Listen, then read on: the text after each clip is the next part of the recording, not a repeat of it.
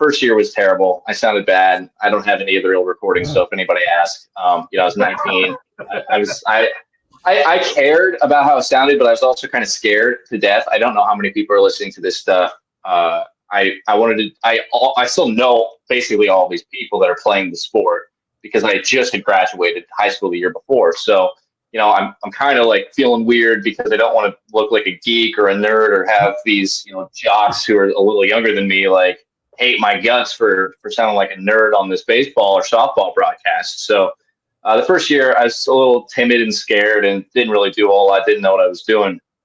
Halfway through the second year, they hired a guy to kind of be like the full-time sports guy, but he didn't want to take baseball and softball from me during the summers. And I got to tag along with him, and he asked if he'd call a couple games with me, and I watched him do some innings of baseball. It clicked for me like immediately. I was like, oh, it's not weird to try really hard at this. Because, you want to be cool, right? Like, I don't really care that much, right? But I did care. And then when I saw how much he cared and what he did to make himself sound so good, I don't know, something kind of went off.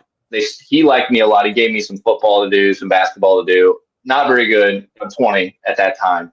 But at that point, I'm like, I think I like doing this. So I did sports. I was a sports director. I got hired at a radio station in Oskaloosa shortly after college and was a sports director there and called a ton of sports for a ton of teams, college and high school, for roughly 4 years or so before I decided I kind of liked my nights and my weekends. I liked watching the sports and being a fan more than just like kind of having that zapped out of you. Because you're supposed to be not partial, like it's hard to enjoy sports in the same way when you're preparing for it and you're watching it so much and also trying to be professional when you're at the events. I got a chance to host my own Saturday morning show over there on 1040. And then by the middle of 2023, KFAB in Omaha was like, hey, we really like you and we have an open spot in the afternoons. But it's 4 hours. Like 4 hours at like every single day. Like what am I supposed to talk about for 4 hours? Yeah. You worked for several years with Van and Bonnie.